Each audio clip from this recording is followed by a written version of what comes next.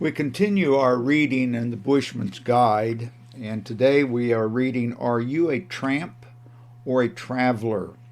This is page 49, and the author does have a note on this. Since this was first written, the tramps, the swagmen as in Waltzing Matilda, or bagmen as they have been frequently called, have been replaced largely by hitchhikers.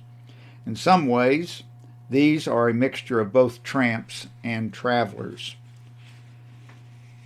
A tramp goes from place to place looking for work, sometimes driven by dire necessity, sometimes by choice, and in some cases by the bondage of habit and moral helplessness. He camps under bridges and sheds and hollow trees, in the moon and stars, hotel, ground floor, anywhere, and in all conditions of weather to eke out an existence.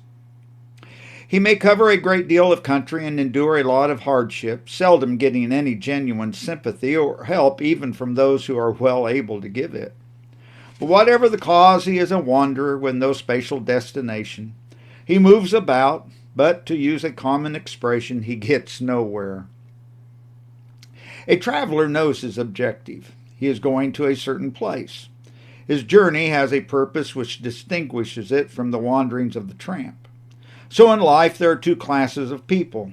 First, there are the tramps who wander from day to day, from task to task, from pleasure to pleasure, with very hazy ideas, if any, about the future, and no certainty that their course will lead them to the only home that can never be broken up by death or blighted by sin and sorrow. Then there are the travelers who, through God's mercy, have found the way of life. Their course is set and their goal is in view. "I'm going on a long journey," said a young man to his friend one day. "What about coming with me?" "All right, but I'll have to get my swag." "No, you don't need any swag on this journey." His mate was mystified by this and other remarks. Later on he said, "I know what that journey is now."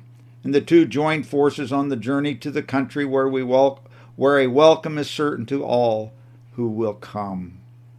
Bishop James Montgomery, a noted hymn writer and the grandfather of Field Marshal Montgomery, once wrote, "Here in the body pent, absent from thee I roam, yet nightly pitch my moving tent, a day's march nearer home."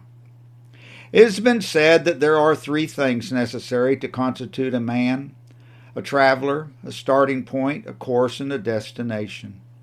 In the journey through life, the same applies. The starting point is the cross of Christ, where sins are forgiven and rolled away.